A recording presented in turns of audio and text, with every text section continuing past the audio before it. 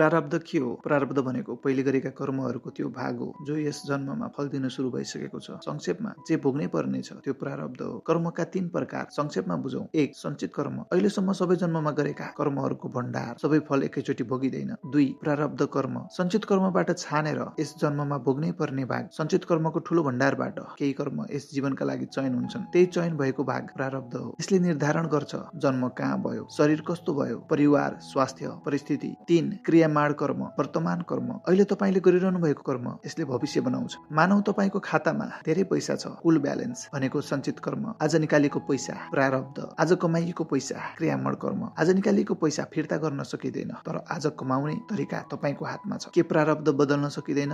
परिस्थिति बदल्न नसकिए पनि प्रतिक्रिया बदल्न सकिन्छ। पीडा आउन सक्छ तर पीडामा डुब्नु वैकल्पिक हो। समस्या आउन सक्छ तर चेतना हराउनु आवश्यक छैन। यहीबाट मुक्ति सुरु हुन्छ। गहिरो सत्य हो। उपनिषदको दृष्टिबाट ज्ञानीका लागि प्रारब्ध पनि चल्छ। जब तपाईँ आफूलाई केवल शरीर र मन होइन चेतना भनेर चिन्नुहुन्छ, प्रारब्धको पकड कमजोर हुँदै जान्छ। व्यावहारिक सिकाइ, प्रारब्धलाई दोष नदिनुहोस्। वर्तमान कर्म क्रियामाण शुद्ध बनाउनुहोस्। स्वीकार र सजगतामा बाँच्नुहोस्। अन्तिम प्रश्न चिन्तनका लागि, यदि प्रारब्ध अघिल्लो कर्मको फल हो भने आज तपाईले गर्ने कर्म भोलिको प्रारब्ध होइन र यहीँबाट स्वतन्त्रता सुरु हुन्छ।